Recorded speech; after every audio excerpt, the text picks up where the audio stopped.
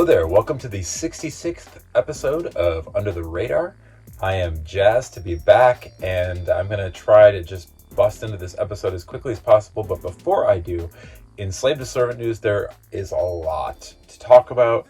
However, I'm just going to start off by saying that I recently dropped a digital single that you can go download for free. I guess it's like a 2-song EP, you could call it.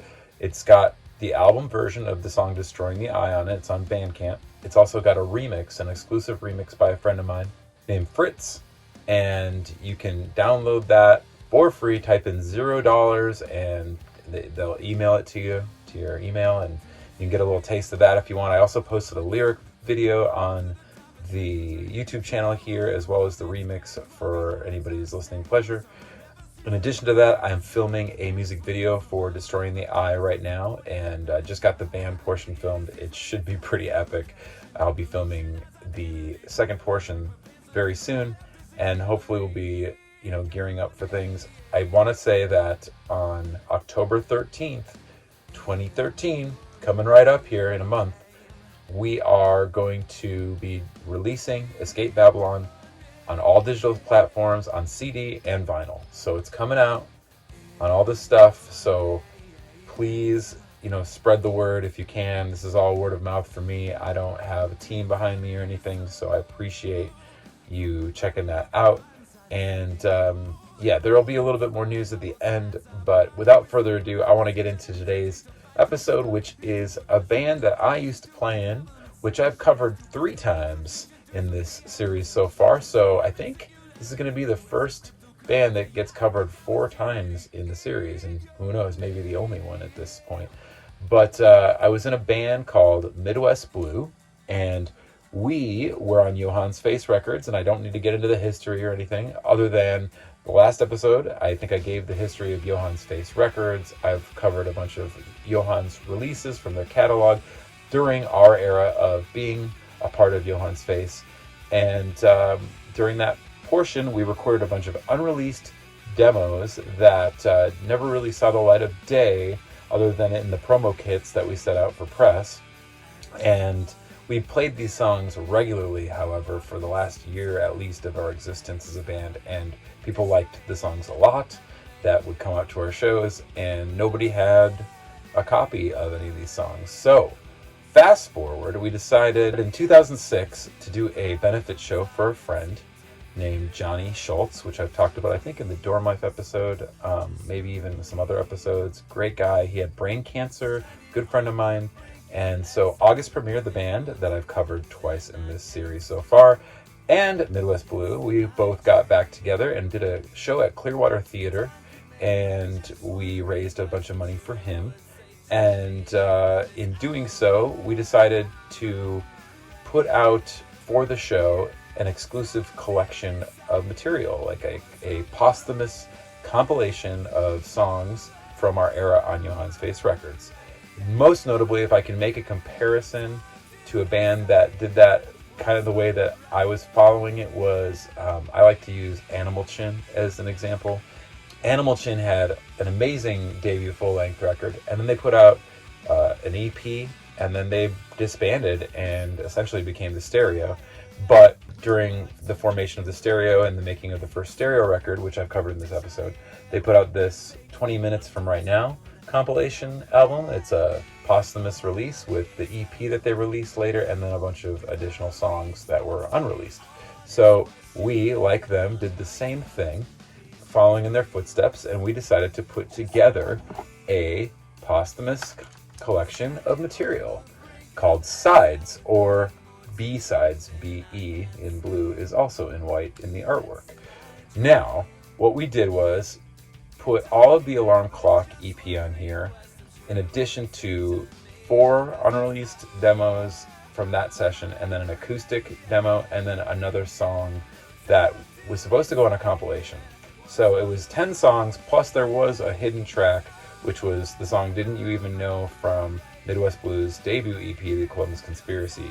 So that made the hidden track at the end. But what I want to say before we start listening to songs and talking about them is that the artwork, being on Johann's Face, huge fans of their bands, influenced by all of them. And the band specifically, probably my favorite band on Johann's Face, is a band called The Smoking Popes. And if you notice, wow, those look a little bit similar, don't they? Because we parodied them, or we paid homage, rather, is a better way of saying it. I guess somebody who's a little bit more cynical might say we stole their cover. But regardless of how you view it, we were using it as flattery, and so we kind of did a similar layout that they did, and other bands have done that. Sundials did that with Alkaline Trio's self-titled album on Asian Man Records, which is suitable. I figure you can at least get away with it if you're putting it out on the label that put out the original release, correct? In my opinion, I think that it's okay then, or it's more okay. I think it's okay, period. But anyway, that all being said, this was our final release. Even though we weren't a band anymore, it was just for this one-off show at Clearwater Theater. I don't think we'd played together for probably almost 2 years at that point. One thing I did want to say before I bust into the songs, again, in the spirit of Johann's Face Records, something about the Popes, okay? Big fan. And a big fan of Johann's Face Records, is that the Smoking Popes, when they got signed to Capitol Records on their second album, which was originally pressed on Johann's Face, their album Born to Quit, it spawned a bunch of material that made it into movies and soundtracks, and some notable soundtracks. But one soundtrack that it made it onto, which was the first one I believe, was for the film Tommy Boy. And in the end credits of the film Tommy Boy, even if you watch it today, and you look at the music portion toward the end, you can see, and you can pause it, and it says, Smoking Popes, this is my lucky day, courtesy of Johann's Face Records. So that was, it did right after that get re-released on Capitol, and I think Capitol still obtains the rights, but I know that Side One Dummy did put out that album on vinyl years back. However, I just wanted to say, in this soundtrack, you can see some Johann's Face history, as well as it says, Smoking Popes courtesy of Johann's Face. So that's a pretty cool little tidbit. The year was 2006. This was released on Johann's Face Records and Alarm Clock Revolution, or at the time, Alarm Clock Records. And it was recorded by Craig Baker. The thing I will note is that Craig Baker put out really good quality recordings, and me being foolish thought it would be cool for us to downgrade our quality. And Craig, let's not make it so good sounding this time. Let's make it more raw, more punk. Let's So I gave him Alkaline Trio's God Damn It, and he's like, okay, you want to do something like that? We can do it. And we did something more lo-fi. And I have to say I regret that decision. However, at least you can still hear the songs. They just sound like raw demos, as opposed to what his capabilities and his quality and his standards were. And I know that he was downgrading at that point. So I think he even said that in an interview one time that I did with him long ago. But let's go ahead and get into the first song on here. This song is called What Do Scissors Do? It's easier to cut me out than cut away. Cut away. It's easier to cut me out than cut away. Cut away.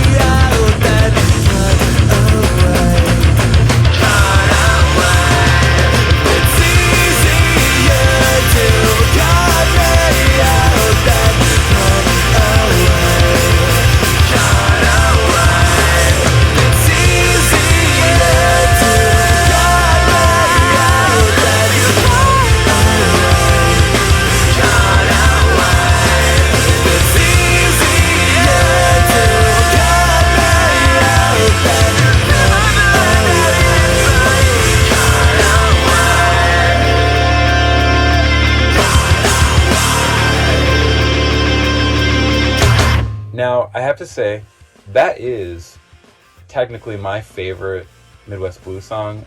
And I actually did all the screams on it. All the cutaways that you hear are me screaming, as opposed to Ryan, like instead of Free off of Alarm Clock. But this song, sonically speaking, isn't my favorite, because I would have to say Alarm Clock would win that song in its quality.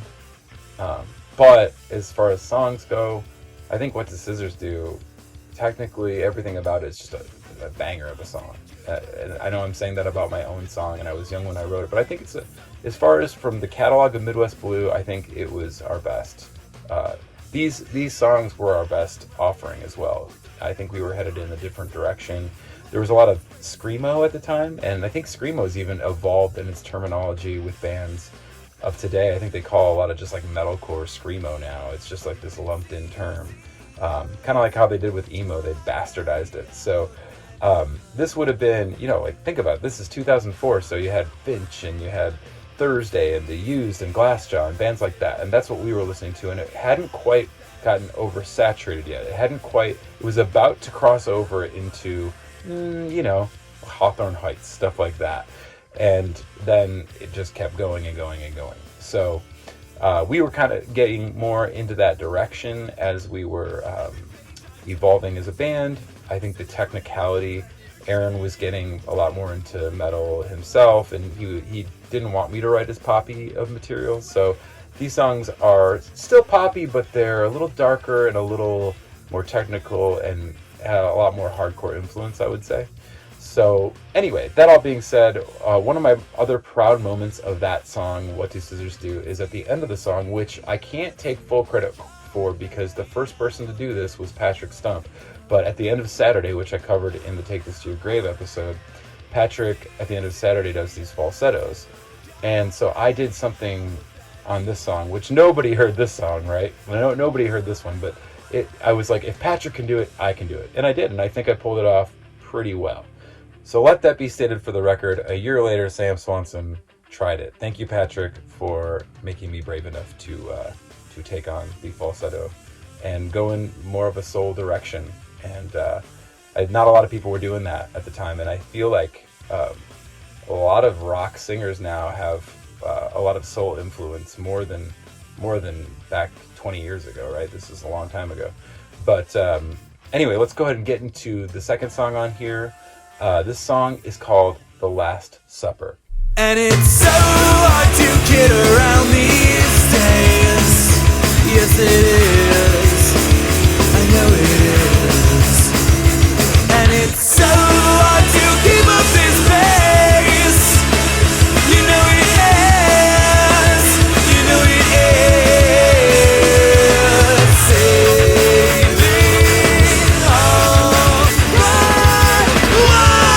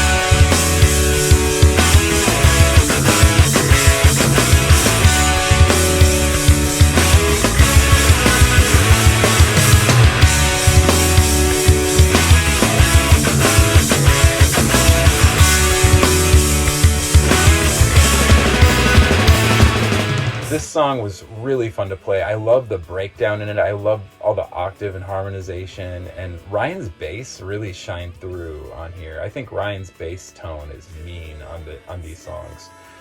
His bass lines were a lot more technical than the previous Midwest Blue material, I think. And yeah, we were just really starting to grow as a band together. I think we were I also should say that, Scott had joined Midwest Blue after Remember to Forget. So Scott's first technical release was the Alarm Clock EP that he played guitar on. However, it takes a little while to kind of like get in the groove and write more songs with somebody. And I think we were really starting to get there with Scott on guitar. Okay, so the next song that I'm going to cover is a much slower song, and Mike DeBoer from Dorm Life, he actually covered this song in a band called The Odd Couple that put out, I think, just a little EP. The Odd Couple consisted of Mike, the drummer of Dorm Life, on vocals, and then he was playing keys and singing, and then Mark Esses, who I've mentioned in some previous episodes. I know I've talked about Mark, but I will be covering Mark's band Flowers for Dorian in the future in some episodes. And Mark currently plays in the band For the Fallen Dreams, and he played on 3 songs that I did with Slave to Servant for an upcoming release called The Red Tape that I'm still working on right now. But I did release one of the 3 songs that Mark played drums on Spotify and all digital platforms. The song's called Lethal Ingestion. I made a little video. You can see Mark in the video. But I know I'm side tangenting. But however, they put out this release as The Odd Couple, and they covered this song on here. And Mike swears that this is his favorite Midwest Blues song. So I will say that this song helped me through some hard times. I mean, it's definitely a melancholy song. I'll talk more about it at the end of you hearing it. How's that sound? So here's the 3rd song off of Sides, entitled While I'm Breathing, If You Don't Mind.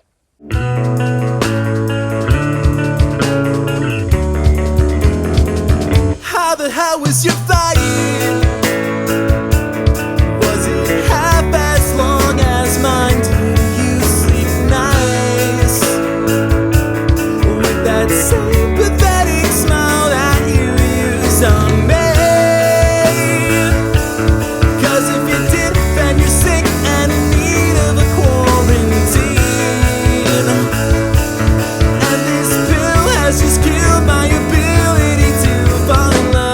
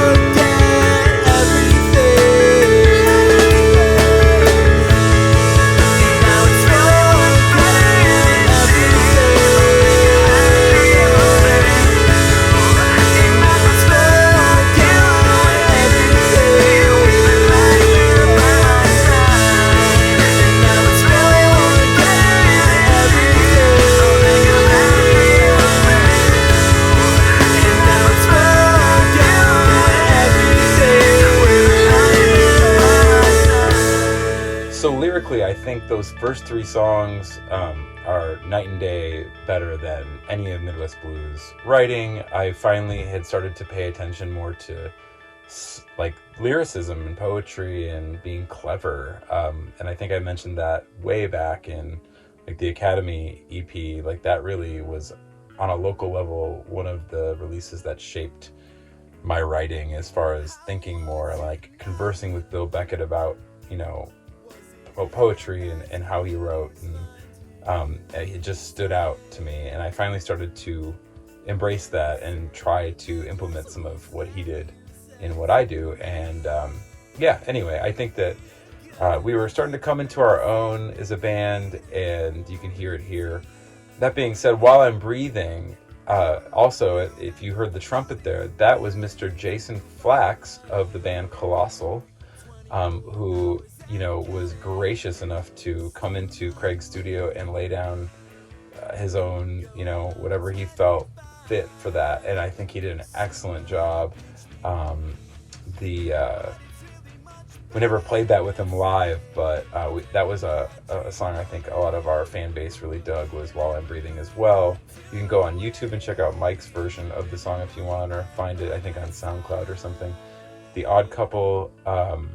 But yeah, that song, I don't know if you've ever felt like, you know, I'm thinking back to age, like 20, 21, somewhere in there. I just remember there was like a time in my life where my heart was like very hardened, and I couldn't let a woman in. Like I couldn't have a relationship. I had nothing to give to a relationship because I was so depleted from the last one. And I wrote this song about, you know, like that relationship that I was previously in with a girl. And it's funny because I recently kind of went through something like that as well, and I'm finally on the outside of it. Like I think I could probably give myself to somebody now, but it took me a good year to like process it all. Some people don't have to do that, but that song was kind of a mean song in some ways. But I channeled my energy and what I was feeling in my hardened heart phase of healing and growth, right, as a youngster. So let's go ahead and get into the final song from these four. The first four songs on this release were from the same session. This song, I originally wrote this song for Ryan to sing, and I thought he was going to end up doing it. I don't know how many times we played this live. It really wasn't one that I cared about much, but it had some good qualities to it. This song, and we went really fast at the end of the song, like no effects fast, you know, like that forbidden beat, the punk beat. So this song is a song called Underline. I'm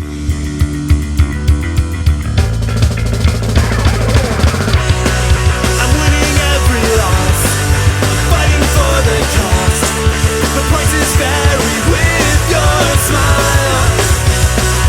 Judging by your eyes, it seems I've won a prize. Finish line is tapping through my waist. Tonight we'll underline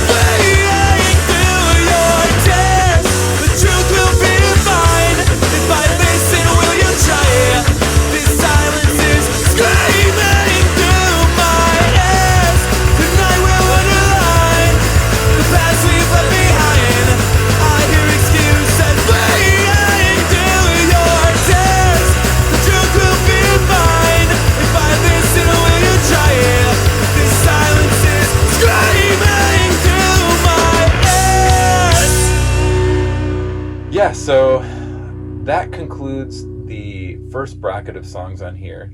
After those 4 songs, we put the Alarm Clock EP on, those 4 songs from the Alarm Clock EP. Now, the reasoning for this was, well, obviously I wanted 4 new songs. I wanted the 4 from the Johann's EP, and there's the 2 at the end. Now, what I want to say about the last 2 songs that I'm going to cover, this song is called Kangaroo Style. But after my nap, I always watch the kangaroo song. This happens like once every 10 years. Kangaroo song, kangaroo song, kangaroo song, kangaroo song!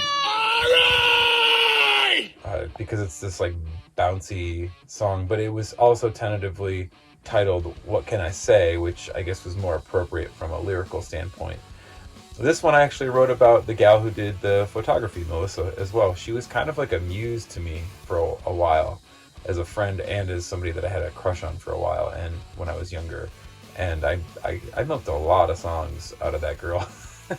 But this one was, I don't know how many times we played this one live, but this might be our poppiest song we've ever written. It's very Newfound Glory, like Sticks and Stones-ish kind of vibe to it, but it sounds like something Drive Thru would have put out with like Starting Line and Newfound Glory and all that kind of stuff. And going from the first batch of songs, which is a lot more emo and screamo, and then the Alarm Clock EP, which is still in the emo category, then to this one, it's kind of, this is the first song we recorded with Scott on guitar. So this was Scott's first studio experience, was this song. And this was right after we tracked Remembering to Forget, and we were asked to record a song for a local zine called Sidewinder Zine. They had an In and Out of Love comp coming out of local bands, writing either love songs or anti-love songs. And so I decided, you know what, I bet a lot of these bands are going to do anti-love songs. So I decided I'm going to write a love song. And this is what we got, the song called What Can I Say, aka Kangaroo Style. Your sweetness has rubbed off on me.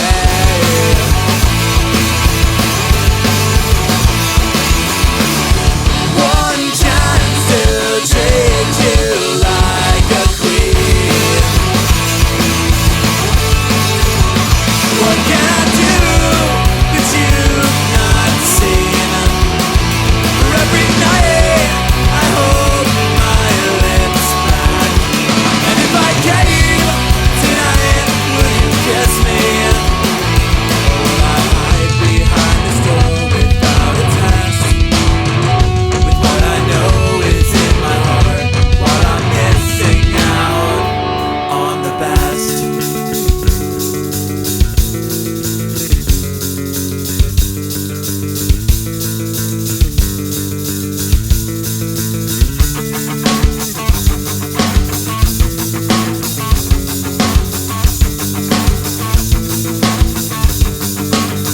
What can I say?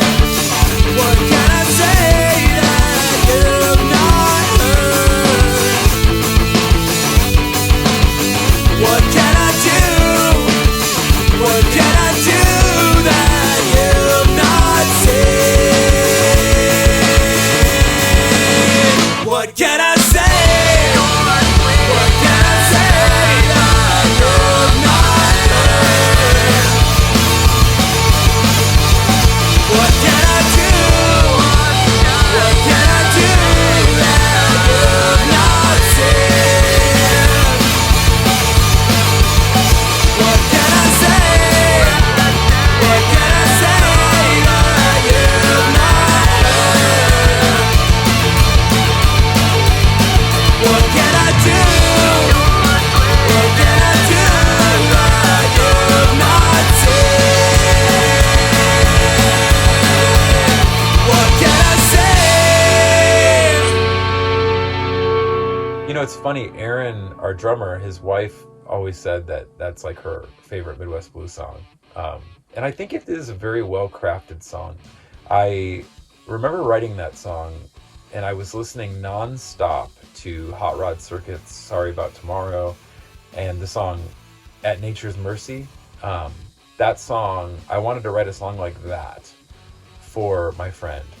that I had a crush on, and it came out, as opposed to sounding like Hot Rod Circuit, it came out sounding like Newfound Glory or something like that. It's kind of funny how that works when you try to imitate. It just doesn't necessarily come out the right way. But it came out a cool way in its own. So that's a bouncy track. I will say that Sidewinder Zine, I don't know what happened to them, but the gal Sky that ran it, I don't know what ever happened. We sent a check, we sent the CD, we recorded it especially for the comp, and the comp never saw the light of day. So that's a bummer, because the artwork for the comp, I saw it and it looked awesome, the front cover. And I wish I still had the flyer from Sidewinder Zine. That it's like the one thing I regret that I didn't keep, because I'm such a pack rat, and I try to like archive everything, and that's the one that got away, was that artwork for that zine. That I would have put it in the artwork here for this posthumous release besides, but didn't have it. So to my knowledge, the Sidewinder Zine comp never officially came out. I think Blue Shade Witness was a band on 00 Records that was going to be on there, and I don't remember the other bands, but we were supposed to be on there. And the last thing I'll say about this song is that this was recorded during Luck of the Draw, like during the sessions for Luck of the Draw. We tracked the drums for Luck of the Draw during this same session for Kangaroo Style, and then we finished everything else on Luck of the Draw later, when we did the other 3 songs that were on the Alarm Clock EP, if that makes any sense. So that's kind of why I put this after Alarm Clock songs on here as track 9. And the final song on here is actually a song that, unfortunately, we wrote it as a full band rock song, and I recorded when I don't remember if it was during the demo sessions of the first 4 songs on here that we were recording with Craig, if I recorded it during then, or if it was at a Dorm Life session. I think it was a Midwest Blues session, but at that time I was recording the Red album and all these demos for this release at the same time. So everything's really blurry. I couldn't tell you the specific session, nor do you probably even care. However, this song that I'm going to play you, the last one, was written as a band, and we started kind of playing it live. I had a lot of the lyrics done, not all of it. And then, then I got wrist surgery, and Mike joined the band, and we started playing it with Mike from Dorm Life playing guitar in the band, and me just as a singer. And then years later, we went to record it at Columbia College, which is notable because in some of the upcoming episodes, I'm gonna talk about that specific instance, because I met a group of awesome people during the recording session. We were asked to come record a song for a class, for a recording class session. So we were like, hey, let's just go do Bullet of Truth. We've never done a full band version, and so we did with a different bass player than Ryan at the time, and we never got a copy of it. We finished it. It was really cool. I met the guys from Guy and Gal, but specifically Emply from the hip hop group H2O Soul, which later will be mentioned here in the series. Anyway, that all to say, I don't know whatever happened to that recording, guys. What'd you do with it? I don't know. So all I had left to put on this release was the acoustic little demo that I recorded at Craig's, where I overdubbed some guitars. So this is a very incomplete version of what the song sounded like live. I may have footage somewhere in archives on a disc somewhere, but that's for a later date if I decide to try to hunt that down. Anyway, without further ado, the final song on Sides, the acoustic version of the song Bullet of Truth.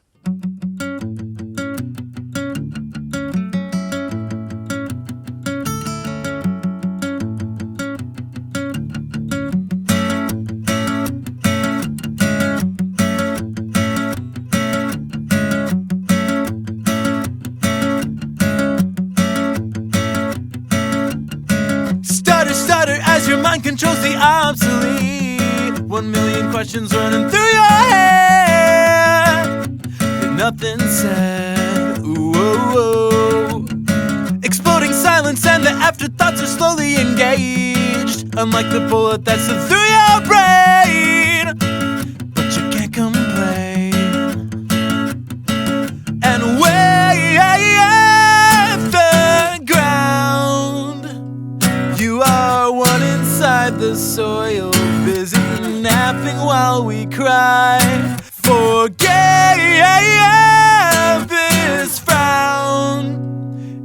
just a less enthusiastic way of saying my goodbye without a why.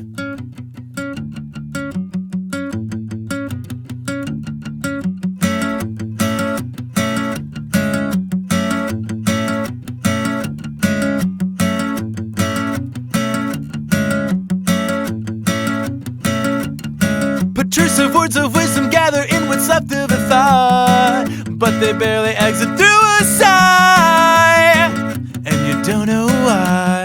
Whoa. The repercussions are as prevalent as you would expect, though you weren't expecting anything. So don't look down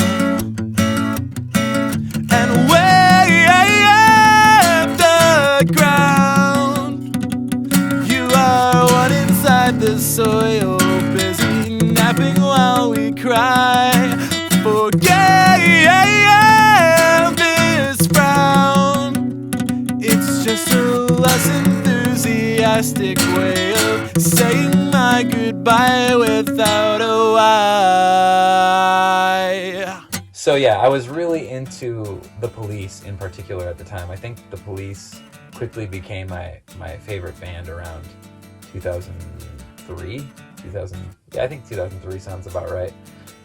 And I wanted to do something a little more with like a pseudo reggae influence, but yeah, the full band version of this was awesome. And yeah, I can only wonder what we would have created had we stayed together. However, you know, I think we gave it our all for what we were, you know, like being a band where we didn't really tour in Midwest Blue other than do some weekend tours, and we just played around Chicago, and it was time to take it to the next step and do something more serious for me. So that's where I put all my energy into Dorm Life. And speaking of Dorm Life, like this release right here, Sides by Midwest Blue, this is the last album that I ever recorded with Craig Baker. And moving forward, this is, I think this still shows vocal growth on it, but the next release that I'll cover from my personal catalog and label catalog in Alarm Clock is the Roses Are Blue album by Dorm Life, and that to me was where everything changed as far as songwriting, like in regard to lyricism and vocal ability. I was very influenced by R&B and soul, and I really embraced it on that record for sure. So I look forward to covering that in the future. I don't think I have anything else to say other than, you know, I was reflecting just now about how Midwest Blue, we released our full-length album Remembering to Forget in 2003. It was Friday the 13th that we released it at the roller rink in McHenry, Illinois, and that was 2003. Fast forward 20 years later, not exactly, but on Friday the 13th of October, no less, I'm releasing my new record with Slave to Servant, and I think that's kind of cool. And the other thing I wanted to say is that Ryan, the bass player of Midwest Blue, he also played and toured with Dorm Life for a little bit there. Ryan is going to be playing bass in Slave to Servant at our record release show in Camden, Tennessee at Self-Reliance Festival. So that ties it as well. And as far as Midwest Blue, I think that about wraps it up. So in Slave to Servant news, like I said, I just started filming the Destroying the Eye video. That should be done pretty soon, ready to drop in October. I have the Escape Babylon video. I'm trying to finish the Hindsight 2020 video. I have some other stuff as well that I might be working on. I don't want to talk about it yet. Yeah, I'm excited to play. I have CDs that are being ordered right now. I'll have those in time for the festival in Tennessee. I'm putting those up in the store. We have shirts coming in where we repressed the Love Against the Machine t-shirts. And I'm working on a bunch of other things. However, I'm so busy with Slave to Servant stuff right now, and being a dad and homeschooling and playing cover gigs and working on my bus. And it's just so much to do. So I have to kind of put Under the Radar on hold at this point. And I will pick it back up in a month or two. I'm thinking by November I'll have some room to breathe. So maybe in about a month and a half, let's just say, I'll be able to come back with some more episodes and have the energy for it. But right now I'm going to just take a little breather. I've pumped out, I think this is like 11 episodes pretty consistently here for the most part. I'm happy with where it's going. I'm excited to cover more ground with it, but I've just got to focus on promoting this record. Like I said, Escape Babylon will drop on all digital platforms, including iTunes, Spotify, you name it, all that stuff, on Friday the 13th. That's 10/13/2023. And we are trying to plan a release show here in New York as well, with the actual lineup in full that played on the record for November 5th in Penn Yan, New York at Outlet 111. Hoping that comes to fruition. Just working out the details right now on that. And I'll be back in probably November, unless maybe you get lucky. Maybe you'll get one more out of me, maybe a little bonus episode. So that all being said, I just want to say thank you for your support. I am really enjoying kind of wrapping up these episodes. I've got plenty more to do, but I'm over halfway done, and it feels good. It's like a release, like just letting go, remembering things and then just letting them go, and kind of putting everything back in storage, all the CDs and stuff. So I hope you're enjoying the series, and I appreciate all the comments, especially that I've been getting on videos, the likes. My subscribers have gone up like, I don't know, a third of what they were, which is not a ton, but 100 extra subscribers is more than welcome. So I appreciate you guys, and thank you for your time.